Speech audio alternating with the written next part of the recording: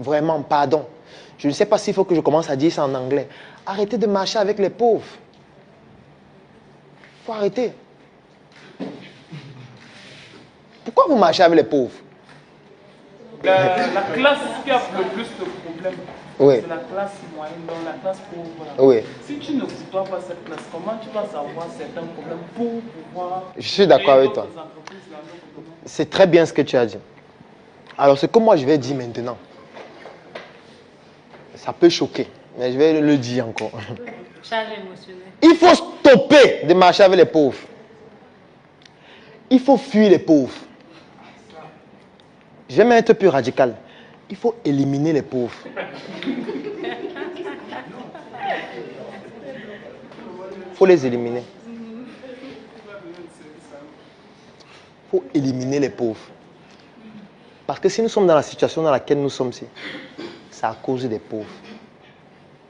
Et je vais vous prendre un exemple pour que vous puissiez comprendre que je n'ai pas la même notion de pauvreté et de richesse que vous. Alors, moi, depuis que j'ai commencé Startup Academy, depuis 2016, il y a une expérience que je mène toujours, c'est celle de savoir quel est le montant moyen dont les jeunes ont besoin pour lancer leur projet. Moi, j'essaie toujours d'avoir ce montant moyen. À ce jour, j'ai déjà étudié plus de 1000 jeunes et le montant moyen qui revient, vous savez combien c'est? 1 million. C'est le montant moyen. Il y a certains, c'est 500 000, d'autres, c'est même 100 000. C'est-à-dire que si tu donnes 100 000, c'est suffisant pour lui pour lancer son projet. Donc, on est à 1 million. Alors maintenant, je vais vous prendre un cas de figure. C'est le cas de figure de quelqu'un qui a eu des fonctions publiques et il a volé 1 milliard. Il a volé 1 milliard. Vous savez ce que ça signifie si on veut prendre sur le référentiel des jeunes qui ont besoin des projets? Ça veut dire que c'est 1000 jeunes. En fait, il vient d'amputer l'avenir de 1000 jeunes à qui on aurait pu donner 1 million pour faire leur projet. Prenons même le cas de figure où les 1000 jeunes-là auraient eu 98% d'échecs. Ça veut dire qu'on a donné 1 million à 1000 personnes. Il y a 98% qui ont échoué et l'entreprise a fait faillite. Ça fait combien d'entreprises qui restent? 2% de 1000, ça fait combien? Et si 20 entreprises emploient une personne, ça fait combien? Ça fait combien de personnes qui travaillent? Non, plus la personne qui a le projet. Donc, si on avait étendu ça sur un an, en fait, voilà 40 personnes qu'on aurait sorties peut-être de la moto. Ou alors qu'on aurait sorti du chômage totalement. Et ça, c'est quelqu'un seul qui vient de prendre ça. On va vous dire qu'il y a quelqu'un qui a pris 50. Il y a quelqu'un qui a pris 100. Il y a quelqu'un qu'on ne peut pas compter. Parce qu'on n'arrive pas à bien évaluer combien il a pris. Bon, la question que je vais vous poser, c'est entre celui qui fait la moto et celui qui a pris 1 milliard, là, qui est pauvre? Tout simplement. C'est un problème psychologique. C'est un problème mental. C'est pour ça qu'il dit qu'il faut les éliminer. Sur la place publique même, si possible. La pauvreté est d'abord et surtout psychologique et mentale. D'abord. La pauvreté, c'est le pessimisme. La pauvreté, c'est le cerveau orienté problème. La pauvreté, c'est l'égoïsme. C'est le fait de vouloir tout prendre pour soi-même.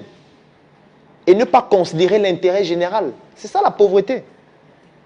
La pauvreté, c'est passer son temps à voir des problèmes, critiquer les personnes qui ont été à l'origine du problème et ces personnes ne sont jamais vous-même. Et de passer tout son temps à débattre. Ou dire que non, c'est tel qui est responsable, on doit le virer. C'est ça que j'appelle la pauvreté. Lorsque ça arrive à la phase où vous n'avez plus l'argent dans votre poche, en fait, c'est juste déjà les métastases. C'est déjà les complications. C'est pour ça que quand je dis d'arrêter de marcher avec les pauvres, c'est d'arrêter de marcher avec des personnes qui ont un cerveau orienté de cette façon. Parce que ça vous contamine et ça vous pousse à réfléchir aussi de cette façon. C'est de ça qu'il s'agit. Faites une expérience. Marchez avec quelqu'un qui tous les jours il se plaint. Et que tous les jours quand vous le rencontrez, il se plaint toujours de quelque chose. Il n'est jamais content. Il y a toujours un truc dont il se plaint, que ça ne marche pas. Vous allez vous rendre compte que de plus en plus, vous aussi, vous allez commencer à vous plaindre. C'est comme ça que ça va se passer. De plus en plus, vous allez commencer à vous plaindre aussi. À vous plaindre, à vous plaindre. Après, vous allez passer votre temps à vous plaindre. Et vous, en tant qu'entrepreneur, ce n'est pas l'attitude que vous devez avoir. Ce n'est pas bénéfique, ce n'est pas utile, ce n'est pas pertinent. Vous devez plutôt être en train d'être avec des personnes qui vous disent que, ok, il y a trop des embouteillages à Douala. Comment on peut faire pour gagner de l'argent avec l'embouteillage? Ça, c'est une autre manière de voir le problème. C'est-à-dire, il y a un problème, maintenant, nous on réfléchit comment on va gagner de l'argent à travers le problème. Et là, on met sur pied un mécanisme intellectuel qui est différent de celui qui passe juste le temps à dire qu'il y a l'embouteillage, il faut que le délégué du gouvernement parte. Ce n'est pas la même manière de voir le problème. Et quand je dis qu'il faut arrêter de marcher avec les pauvres, c'est d'arrêter de marcher avec ce type de personnes qui ne vous apportent rien. Moi, par exemple, il y a une phrase que vous n'allez jamais entendre dire. J'étais chez mon ami. On tapait les divers. J'ai dit, mais c'est un luxe. Il y a un document que je suis en train d'écrire. Le titre, ça s'appelle « Comment perdre son temps ». Et dans le document là, il y a donc plusieurs étapes pour perdre son temps.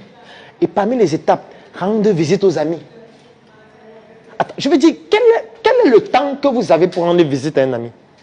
Vous faites ça comment en fait? Sauf si c'est quelqu'un qui est dans votre projet. Nous, on est arrivé à un niveau où même quand on est en train de s'amuser en boîte de nuit, on est en train de travailler.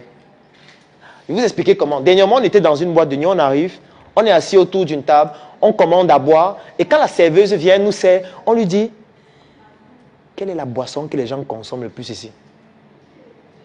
On est déjà en train de travailler. Parce que là, ce n'est pas une question qu'on pose parce qu'on veut juste savoir la boisson. C'est parce qu'on veut déjà comprendre quelles sont les attitudes de consommation des personnes qui viennent. Parce que nous, on compte aussi gagner de l'argent avec la fête. Il est inadmissible que nous, on fasse l'entrepreneuriat et puis les gens partent fêter ailleurs. Vous êtes d'accord? Hein? Il faut qu'à un moment donné, nous aussi, on se rencontre comme ça pour fêter maintenant nous-mêmes. Et là, quand la fête finit, le chiffre d'affaires, c'est nous qui comptons. C'est pas mieux comme ça. C'est mieux. On fabrique notre bière nous-mêmes. On boit notre bière, même si ce n'est pas la meilleure. On va le faire. On ne peut pas continuer comme ça. On va continuer à boire la bière des autres, danser la musique des autres, fêter, aller prendre les femmes des autres. Non. On doit faire avec pour nous. C'est aussi ça le patriotisme.